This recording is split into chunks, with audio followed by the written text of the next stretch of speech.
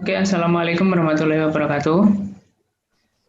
Waalaikumsalam warahmatullahi Assalamualaikum wabarakatuh. warahmatullahi wabarakatuh. Kami dari kelompok 2 Praktikum Biokimia ingin mempresentasikan tentang hasil dari analisis vitamin. Yang pertama yaitu dari saya, Muhammad Faisal Fanani, menjelaskan tentang vitamin A. Next.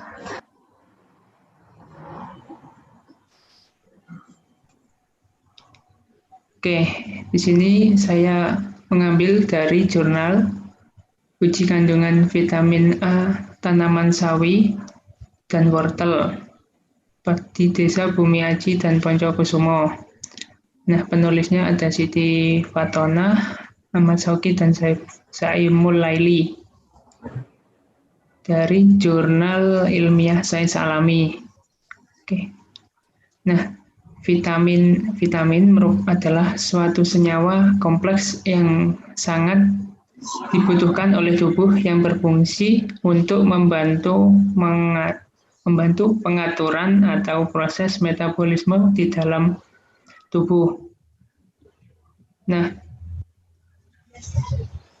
ini vitamin A yaitu memiliki kandungan yang sangat baik bagi tubuh. Dan kandungannya yaitu ada karoten atau provitamin A yang dapat mencegah penyakit rabun senja dan pencernaan bagi yang mengkonsumsi vitamin A itu dapat memelihara kondisi mata. Next. Nah, ini ada beberapa contoh makanan yang mengandung vitamin A. Ada wortel, paprika, dan yang lain-lain. Nah, di kandungan vitamin A itu ada beta karoten. Next.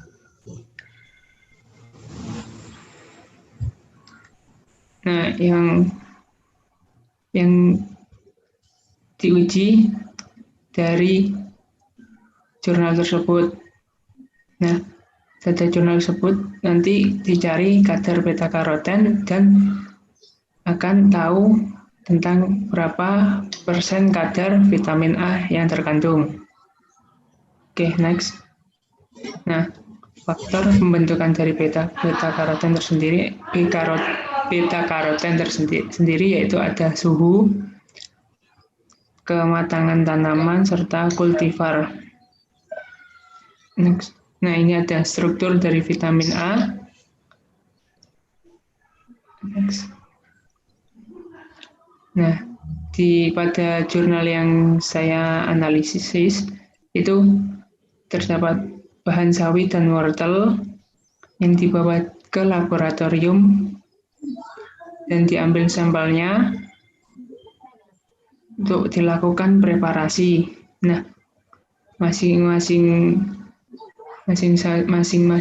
sampel ditimbang dengan seberat 100 gram, setelah itu dihaluskan, kemudian diperas dengan kain saring dan diambil 25 mili. Nah, penambahan aqueous ini hingga tanda batas pada labu ukuran 100 mili. Nah, selanjutnya disaring dengan kertas saring, filtrat 10 mili menghasilkan filtrat 10 mili dan dipanaskan dengan suhu 40-60 derajat Celcius. Nah, kemudian ditambah 1 mili KOH. Kemudian larutan diekstrak menggunakan petroleum ether dan metanol yang 92% dengan perbandingan 1:1. Nah, selanjutnya dikocok supaya bercampur. Nah, dihasilkan ekstraksi sebanyak 10 mili metanol dimaksudkan untuk memisahkan bawah monohidroksikaroten yang larut dalam metanol dan lapisan atas karoten yang larut dalam petroleum ether untuk pengukuran serapan. sinar.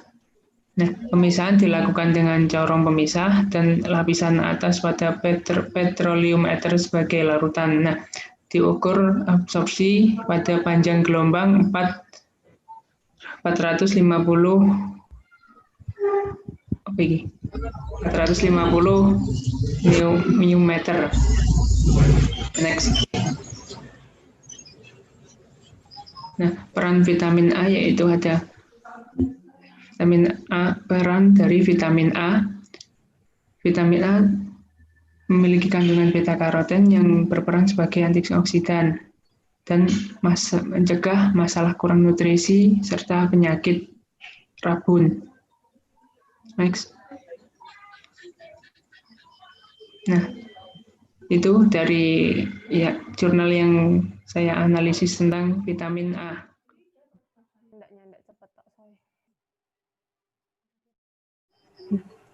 Nah, kali ini saya akan menjelaskan mengenai vitamin D dari hasil diskusi kelompok ahli kepada kelompok asal. Next. Nah, di sini pokok pembahasannya yaitu pengertian dan struktur vitamin D, jenis vitamin D, uji vitamin D, serta fungsi vitamin D. Next. Nah, untuk vitamin D sendiri yaitu grup vitamin yang larut dalam lemak prohormon. Vitamin D dikenal dengan nama kalsiferol. Nah, penamaan ini berdasarkan UPATH. Nah, di samping ini gambar struktur dari vitamin D. Next. Nah, untuk jenis-jenis vitamin D sendiri yaitu terdiri dari beberapa jenis, namun ada 2 jenis vitamin D yang sangat penting, yaitu vitamin D2 atau ergokalsiferol dan vitamin D3 atau kolekalsiferol. Nah, untuk vitamin D2 sendiri yaitu banyak terdapat dalam bahan nabati seperti ragi. Kemudian pada vitamin D3 banyak terdapat pada minyak hati ikan. Next. Nah, untuk menguji vitamin D sendiri dengan tujuan membuktikan adanya vitamin D dalam suatu bahan secara kualitatif. Alat dan bahannya itu ada alat pemanas, tabung reaksi, pipet ukur, pipet tetes, minyak ikan, larutan H2O2 5%, kloroform, asam tikloasetat atau TCA, asam asetat anhidrit, kristal SbCl3. Next. Kemudian untuk prosedurnya sendiri yaitu pertama di dalam tabung reaksi dimasukkan 10 tetes minyak ikan karena yang diuji yaitu minyak ikan. Kemudian ditambahkan 10 tetes larutan H2O2 5%. Kemudian dikocok dan dicampur selama 1 menit. Kemudian dipanaskan dalam api kecil perlahan sampai tidak ada gelombang-gelombang gas yang keluar. Tapi diusahakan jangan sampai mendidih. Setelah itu didinginkan dalam tabung di bawah keran. Kemudian dilakukan uji reaksi Carr-Price dengan penentuan adanya vitamin A. Kemudian diamati perubahan warnanya yang terjadi. Apabila ada warna jingga kuning, berarti vitamin D positif dalam sampel tersebut. Next. Nah, hasil dari percobaan yang telah dilakukan mengenai minyak ikan dan larutan H2O2 yang dipanaskan menggunakan reaksi Carr-Price dihasilkan bahwa terdapat warna kuning yang menunjukkan vitamin D positif. Nah, vitamin D ini umumnya stabil pada pemanasan, asam, serta oksigen. Vitamin D secara lambat dapat dieksekusi oleh lingkungannya alkalis terutama bila terdapat udara dan cahaya. Pemanas dengan hidrogen peroksida tidak merusak vitamin D. Next. Nah, untuk fungsi vitamin D itu, fungsi utamanya itu sebagai pengatur keseimbangan kadar kalsium. Untuk fungsi-fungsi yang biasa dalam kehidupan sehari-hari yaitu dapat memperkuat tulang, memperkuat otot, meningkatkan daya tahan tubuh, membantu mengatasi hipertensi, dan dapat mencegah diabetes tipe 1 dan tipe 2. Sekian presentasi dari vitamin D. Bisa dilanjutkan untuk vitamin lainnya.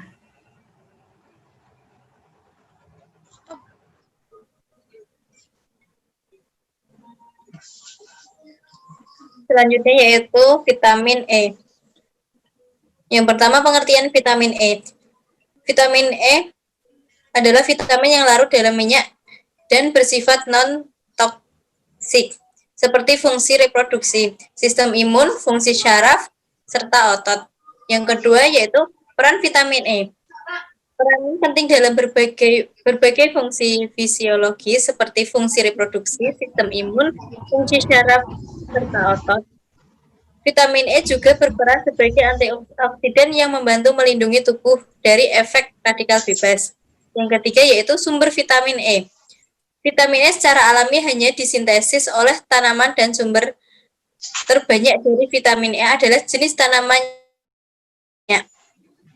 tumbuhan yang kaya lemak atau minyak nabati seperti kelapa sawit, gandum, dan beras katul adalah sumber utama vitamin E. Sumber lainnya yang hanya mengandung tokoferol berupa sereal, bunga matahari, minyak zaitun, dan kacang. Yang keempat, cara uji kandungan vitamin E. Cara uji kandungan vitamin E dengan metode spektrofotometri UV vis. Yang pertama yaitu pembuatan larutan induk standar vitamin E konsentrasi 100 ppm. Caranya yaitu dengan menimbang 0,01 gram vitamin E murni lalu melarutkannya dengan heksan dan memasukkan ke dalam labu ukur 100 ml dan menambahkan heksan hingga tanda batas. Yang kedua, pembuatan setir larutan standar dengan cara mengencerkan larutan standar induk 100 ppm dengan heksa pada masing-masing labu ukur 25 ml dengan konsentrasi 12,5, 17,5, 25, dan 50 ppm. Yang ketiga, penentuan panjang gelombang maksimum. Larutan baku diukur absorbansinya untuk menentukan panjang gelombang maksimum pada kisaran 280 sampai 328 nanometer menggunakan spektrofotometer UV vis. Panjang gelombang maksimum yang diperoleh ditentukan dari nilai absorban tertinggi. Yang keempat yaitu pembuatan kurva standar. Caranya mengukur absorbansi seri larutan standar pada panjang gelombang maksimum, kemudian dibuat kurva baku, di mana dari kurva baku ini diperoleh persamaan linear Y sama dengan AX plus B. Yang kelima atau yang terakhir yaitu penentuan konsentrasi sampel. Caranya melakukan pengukuran absorbansi terhadap ekstrak vitamin E hasil ekstraksi. Nilai absorbansi yang diperoleh digunakan untuk menghitung konsentrasi vitamin E dengan menggunakan persamaan garis linear regresi dari kurva kalibrasi atau standar yang telah dibuat sehingga bisa diketahui konsentrasi sampel minyak sawit merah. Poin yang kelima yaitu ciri hasil positif. Ciri hasil positif menggunakan metode spektrofotometri UV vis. Panjang gelombang maksimum vitamin E berkisar antara 298 sampai 300 mm. Diasumsikan senyawa yang terserap pada panjang gelombang berkisar 298 sampai 300 nanometer menggunakan spektrofotometri UV vis terhadap kandungan vitamin E. Sekian dari vitamin E, selanjutnya akan dilanjutkan rekan yang lain. Baiklah, selanjutnya di sini saya akan melanjutkan presentasi dari teman saya. Ini merupakan hasil diskusi dari kelompok ahli. Kemudian di sini saya mendapatkan materi vitamin K. Nah, pengertian vitamin K sendiri yaitu adalah nama yang diberikan untuk sekelompok vitamin yang larut dalam lemak yang dianggap sebagai kofaktor penting pada manusia untuk produksi beberapa protein yang terlibat dalam Homo homeostasis koagulasi, dan homeostasis kalsium.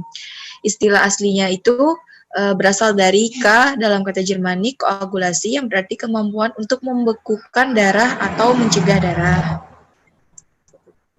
Kemudian jenis vitamin K ada 3. Yang pertama piloquinone, vitamin K1. Kemudian piloquinone itu ditemukan terutama pada sayuran berdaun hijau dan minyak canola dan kedelai, yang merupakan sumber terpenting bagi manusia. Yang kedua vitamin K2, menaquinone. Asalnya itu dari mikroba di usus dan juga terbentuk dari vitamin K1 yang ada di dalam tubuh. Kemudian vitamin yang ketiga yaitu vitamin K3 atau menadion. Dibuat secara sintesis dan merupakan agen aplikasi beracun yang dilarang oleh FDA dari suplemen manusia. Nah, sifat vitamin K sendiri yaitu vitamin K itu larut dalam lemak, tahan panas, tetapi juga dapat mudah rusak oleh radiasi, asam, dan alkali. Vitamin K sendiri terdapat di dalam 2 bentuk. Keduanya terdiri atas cincin 2-metilnaftakinone dengan rantai samping. Vitamin K1 mempunyai rantai samping vitil. Vitamin K2 merupakan sekumpulan ikatan yang rantai sampingnya terdiri atas beberapa satuan isopen atau berjumlah satu samping dengan 14 unit. Vitamin K3 terdiri atas naftakinone tanpa rantai samping. Oleh karena itu, mempunyai sifat larut air. Vitamin K atau metadion baru aktif secara biologis setelah mengalami alkalilasi di dalam tubuh. Kemudian selanjutnya ada fungsi vitamin K. Fungsi vitamin K sendiri yaitu untuk kebutuhan vital, untuk sintesis beberapa protein, termasuk dalam pembukaan darah. Disebut juga sebagai vitamin koagulasi. Vitamin ini juga dapat menjaga konsistensi aliran darah dan membukanya saat diperlukan. Kemudian fungsi selanjutnya diperlukan untuk karboksilasi gamma pada residu glutamat, kemudian untuk membentuk 3 protein kunci yang terdapat dalam tulang, termasuk osteokalsin yang memiliki aktivitas tinggi dalam mengikat kalsium. Kemudian fungsi selanjutnya itu merupakan kofaktor enzim karboksilase yang mengubah residu protein berupa asam glutamat menjadi gamma karboksiglutamat. Protein-protein ini dinamakan protein tergantung vitamin K atau GLA protein. Enzim karboksilase yang menggunakan vitamin K sebagai kofaktor terdapat di dalam membran hati dan tulang dan sedikit di lain jaringan. GLA protein dengan mudah dapat mengikat ion kalsium. Kemampuan inilah yang merupakan aktivitas biologi vitamin K. Vitamin K sendiri sangat penting bagi pembentukan protombin. Kadar protombin yang tinggi di dalam darah merupakan indikasi baiknya daya penggumpalan darah. Pada proses pembukuan darah, gamma karboksilasi terjadi di dalam hati pada residu asam glutamat yang terdapat pada berbagai faktor pembukuan darah seperti faktor 2 protrombin. Kemudian, kemampuan GLA protein untuk mengikat kalsium merupakan langkah esensial dalam pembukuan darah. GLA protein yang lain mampu mengikat ion kalsium terdapat di dalam jaringan tulang dan gigi sebagai osteokalsin dan GLA protein matriks. Kedua jenis GLA tersebut mengikat hidroksiapatit yang diperlukan dalam pembentukan tulang. Jika tanpa vitamin K, tulang memproduksi protein yang tidak sempurna sehingga tidak dapat mengikat mineral-mineral yang diperlukan dalam pembentukan tulang. GLA protein sendiri ditemukan pada jaringan tubuh seperti ginjal, pankreas, limfa, paru-paru, dan endapan aterosklerotik, namun fungsinya belum diketahui dengan pasti. Kemudian ini adalah struktur vitamin K. Selanjutnya ada absorpsi dan transportasi vitamin K. Oke, bisa dibaca.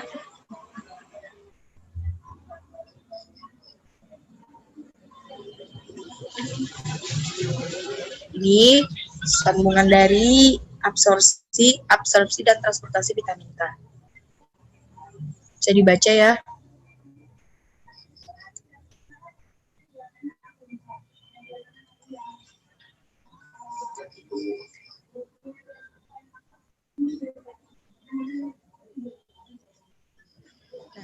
Selanjutnya ada metabolisme vitamin K.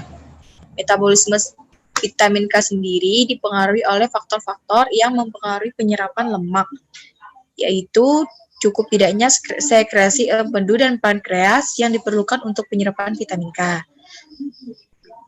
Setelah diabsorpsi, vitamin K digabung dengan kilomikron, kemudian diangkut melalui saluran limfatik, kemudian melalui saluran darah ditransportasi ke hati. Sekitar 90% vitamin K yang sampai di hati disimpan dalam bentuk menaquinon, yang mana kita tahu menaquinon tadi merupakan vitamin K2. Dari hati, vitamin K disebarkan ke seluruh jaringan tubuh yang memerlukan melalui darah. Saat di darah, vitamin K bergabung dengan VLDL dalam plasma darah. Selanjutnya, setelah disirkulasikan berkali-kali, vitamin K di metabolisme menjadi komponen larut air dan produk asam empedu terkonjugasi. Selanjutnya, vitamin K diekskresikan melalui urin dan feses. Sekitar 20% dari vitamin K diekskresikan melalui feses. Pada gangguan penyerapan lemak, ekskresi vitamin K bisa mencapai 70-80%.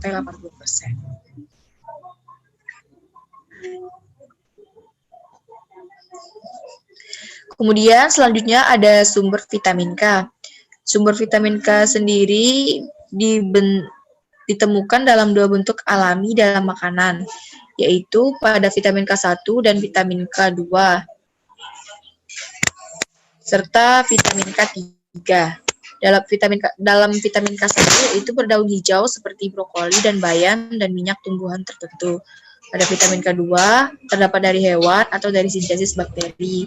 Pada vitamin K3, metabolit vitamin K yang terjadi secara alami juga merupakan bentuk sintetis dari vitamin K untuk pakan ternak.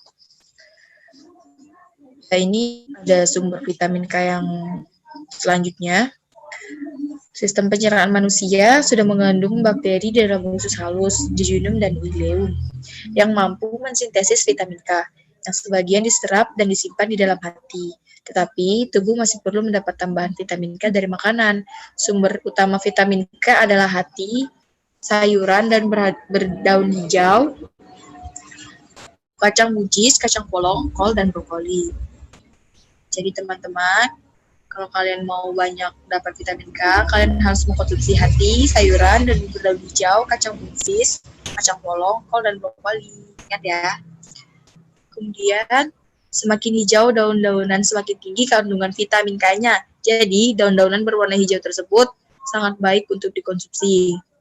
Bahan pangan lain yang mengandung vitamin K dalam jumlah lebih sedikit adalah susu, daging, telur, serealia, dan buah-buahan.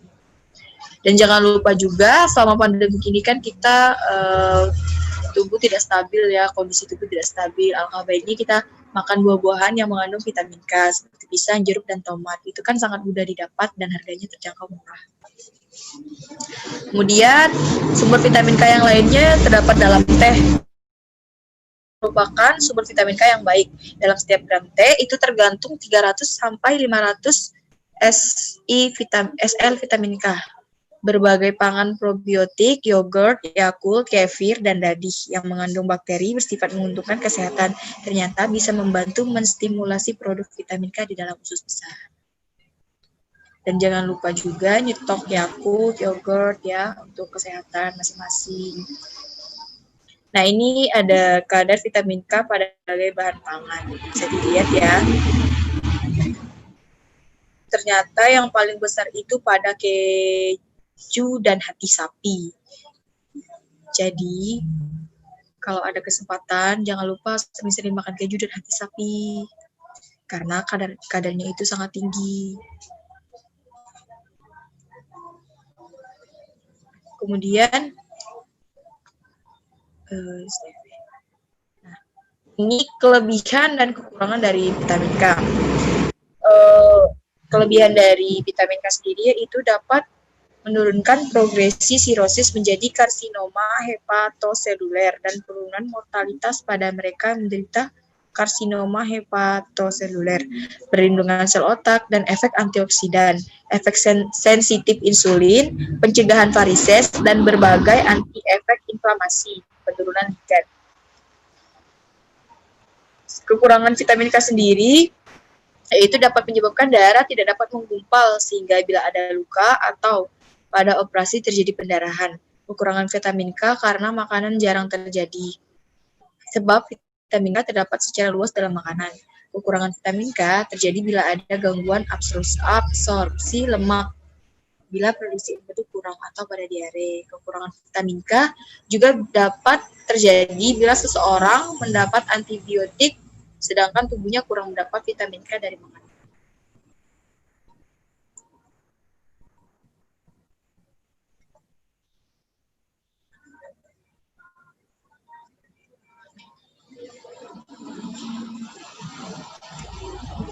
Ini merupakan pengertian dari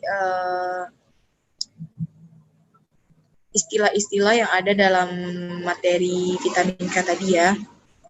Ada absorpsi, anemia hemolitik, hemorragia, kilomikron, koagulasi, protrombin, prosonfertin, dan VLDL. Kesimpulannya, vitamin K itu merupakan vitamin yang larut dalam lemak, terdapat dalam 3 bentuk, yaitu ada vitamin K1, vitamin K2, vitamin K3. Vitamin K itu sendiri tahan terhadap panas, tetapi mudah rusak oleh radiasi asa dan alkali. Fungsi vitamin K yaitu menjaga konsistensi aliran darah, membantu pembekuan darah saat diperlukan, memaksimalkan penyerapan kalsium, dan proses karboksilasi gamma pada residu glutamat dalam pembentukan tulang.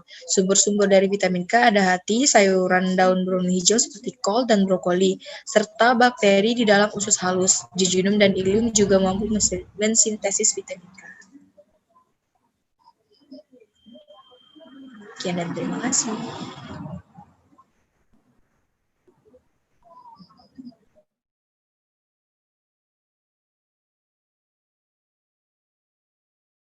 Sekarang saya melanjutkan dari vitamin B1. Di sini saya menganalisis ada 3 buah jurnal, di mana jurnal itu berbeda-beda ya. Nah, untuk yang pertama itu ada uji vitamin B1 reaksi warna. Di sini judulnya itu ada penetapan kadar vitamin B1 pada kacang, kedelai, dan tempe yang beredar di pasaraya Padang secara spektrometri UV vis.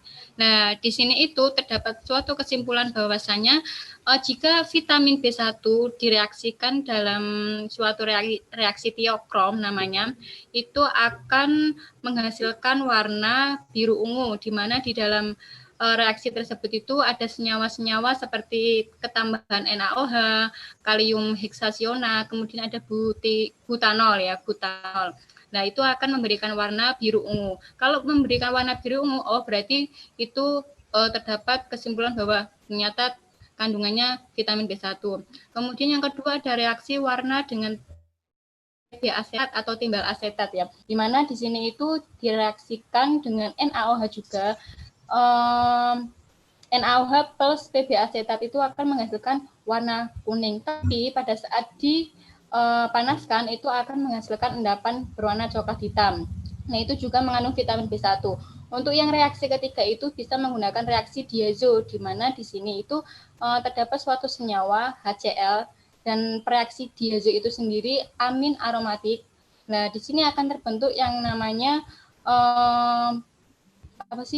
endapan merah jingga ya, endapan merah jingga. Itu berarti mengandung vitamin B1. Lah, tadi kan sampelnya adalah kacang kedelai dan juga tempe. Nah, dari kesimpulannya itu bahwasanya kacang kedelai dan tempe itu lebih tinggi yang kacang kedelai ketimbang tempe. Karena apa? Karena di tempe itu kan sudah ada banyak pengolahan ya, seperti pencucian, kemudian pemanasan. Apabila dicuci itu kan vitamin B1-nya akan larut itu. Kemudian apabila dipanaskan itu terjadi suatu peningkatan suhu sehingga vitamin B1 itu akan terdegradasi namanya. Jadi mengalami pengurangan pada tempe karena ada pengolahan tadi. Oke, yang kedua lanjut itu ada jurnal tentang pengaruh lama pencucian terhadap kadar vitamin B1 pada beras putih dan beras merah secara spektrometer UV vis. Nah, itu tuh juga kesimpulannya sama bahwasanya kalau vitamin B1 itu akan larut dalam air. Jadi pencuciannya lebih lama itu vitamin B1-nya akan lebih berkurang. seperti itu. Kemudian yang ketiga itu jurnalnya perbandingan kandungan mineral dan vitamin B1 beberapa jenis ubi jalar. Nah, di sini itu sampelnya itu berupa ubi jalar. Nah, ubi jalar ini ada beberapa warna kan, ada ungu, ada putih, kemudian ada kuning. Nah, ketika direaksikan ataupun dilakukan suatu uji UV visible itu, maka dapat disimpulkan bahwa ternyata uji UV vis yang vitamin B1 pada ubi jalar warna ungu itu lebih tinggi daripada yang lainnya, seperti itu ya simpulannya. Jadi vitamin B1 itu bisa direaksikan dengan reaksi tiokrom, PV asetat, serta tadi ada reaksi diazo menghasilkan warna-warna yang berbeda. Kemudian vitamin B1 itu larut dalam air. Dan masing-masing dari sampel itu memiliki kandungan vitamin B1 yang berbeda-beda. Lalu untuk fungsi maupun dari vitamin B1 itu salah satunya bisa untuk imun. Terus kemudian apabila kekurangan itu akan menyebabkan beri-beri. Seperti itu kurang lebih dari vitamin B1.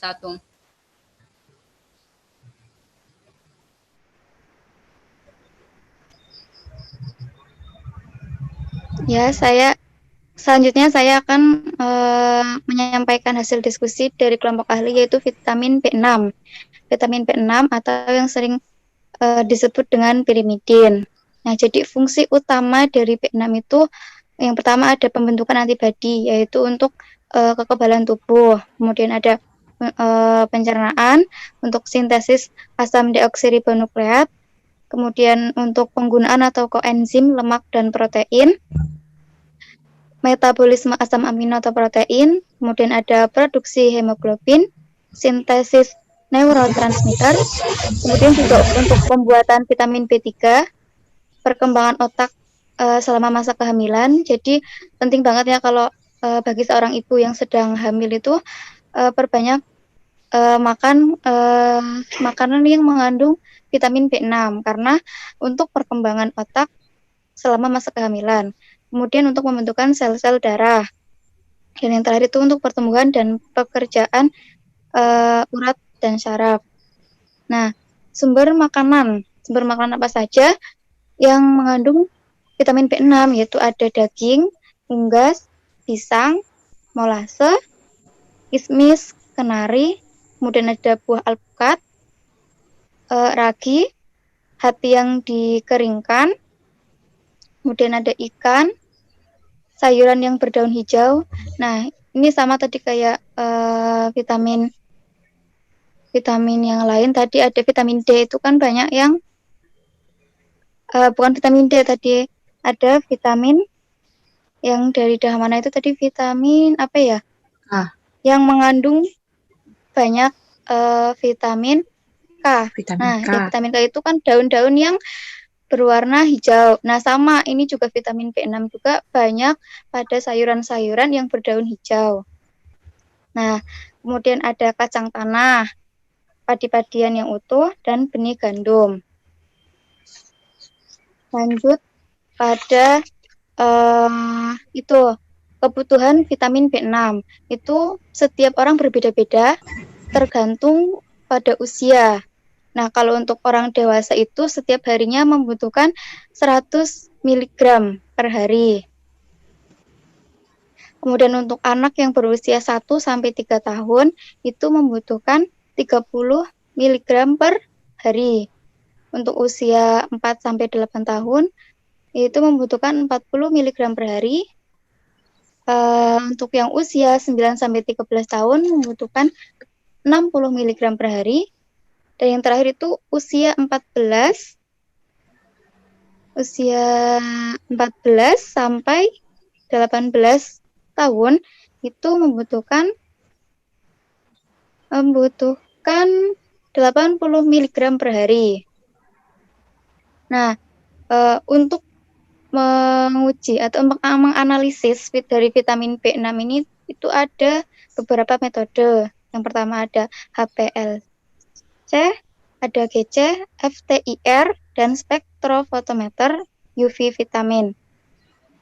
Nah, masing-masing dari ini tuh ada kekurangannya sendiri-sendiri. Yang pertama, HPLC atau High Performance Liquid Chromatography. Nah, kalau HPLC ini itu kekurangannya memakan waktu yang cukup lama. Kemudian pemilihan fase gerak yang cukup rumit dan instrumen yang digunakan itu cukup mahal. Kemudian yang kedua ada HC dan PTIR itu ada GC dan FTIR. Kedua metode ini itu juga rumit dan membutuhkan waktu yang sangat lama, Dan yang terakhir itu yang spektrofotometer UV vitamin. Kalau metode ini tuh udah sering digunakan. Tadi juga sama vitamin B1 juga menggunakan vitamin kalau nggak salah itu juga menggunakan spektrofotometer. Nah, metode spektrofotometer juga mengapa sering digunakan? Karena metode ini tuh simple, cepat, murah karena bahan yang digunakan itu sedikit dan mudah ditemukan. Kemudian selektif dan akurat. Nah, rentang panjang gelombang yang lebar akan mampu mendapatkan panjang gelombang maksimal. Analisis vitamin B6 menggunakan metode ini akan berlangsung cepat sehingga mampu menghambat degradasi sehingga hasil analisis yang diperoleh akurat. Kemudian penentuan gelombang maksimal dilakukan dengan menggunakan standar baku vitamin B6 yaitu pada kadar 100 nm. Nah, pada analisis vitamin B6 ini menggunakan pelarut air. Kenapa? Karena pirimidin, piridoksin ini itu larut dalam air. Nah, karena menggunakan air kan mudah didapatkan dan banyak ya, tersedia banyak, mudah didapatkan, murah, sehingga spektrofotometer ini itu metode yang tadi dibilang murah gitu. Kemudian penentuan panjang gelombang maksimalnya itu antara 200 sampai 400 nm. Nah, panjang gelombang maksimal untuk analisis B6 vitamin B6 ini itu maksimalnya 325 nm dan yang memberikan serapan 0,558 A. Kemudian apa sih akibat dari kekurangan vitamin B6 ini? Diantaranya yaitu ada penyakit dermatitis, glositis, kejang, dan anemia. Nah, tanda dan gejala dari terjadinya toksisitas. Diantaranya ada depresi, iritabilitas, sakit kepala, dan lemas. Cukup sekian dari saya. Ya, dilanjutkan teman yang lainnya.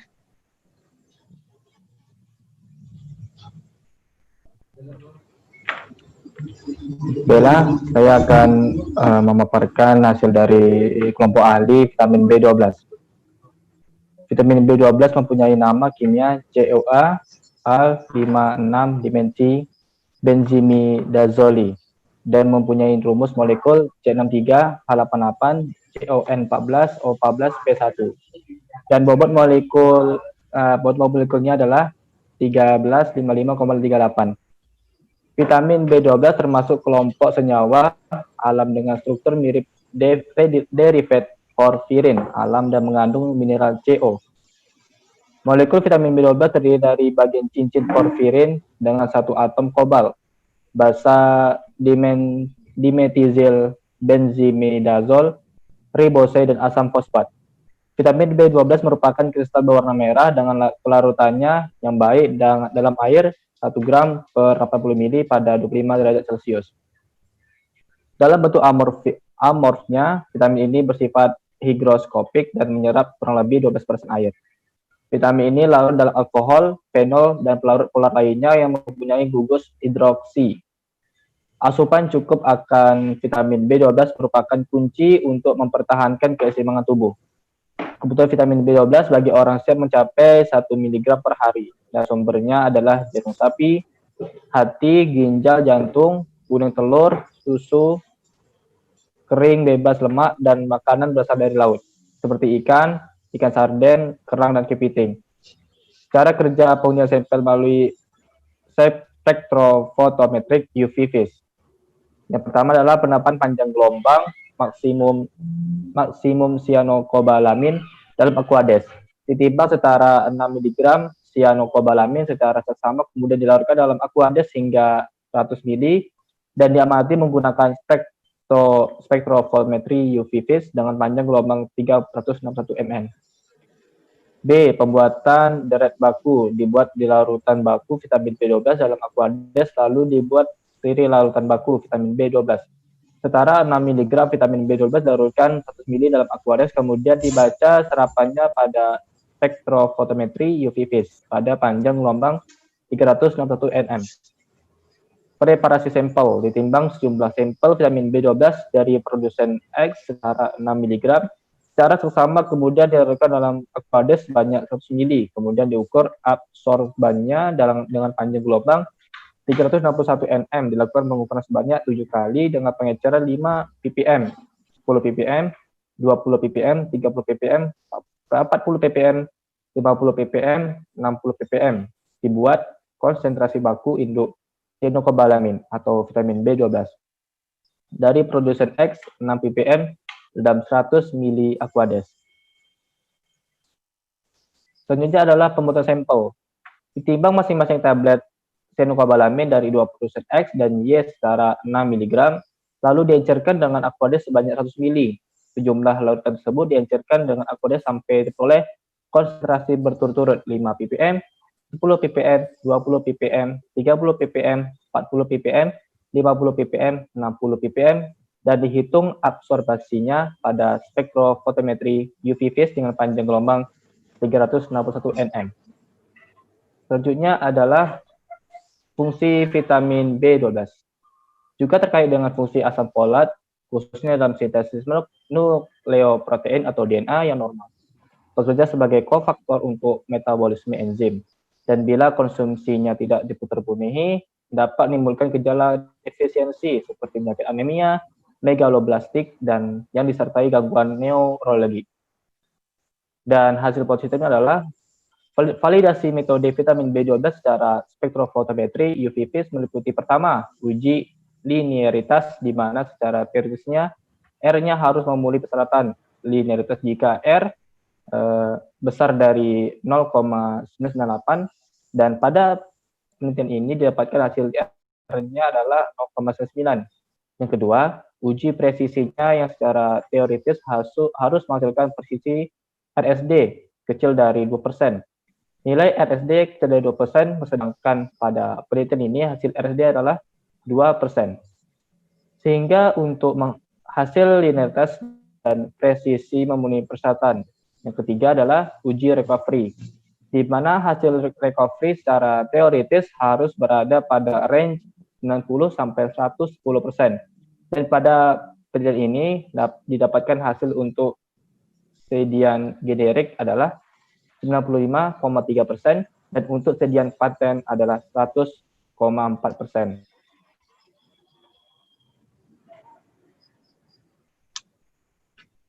Sudah.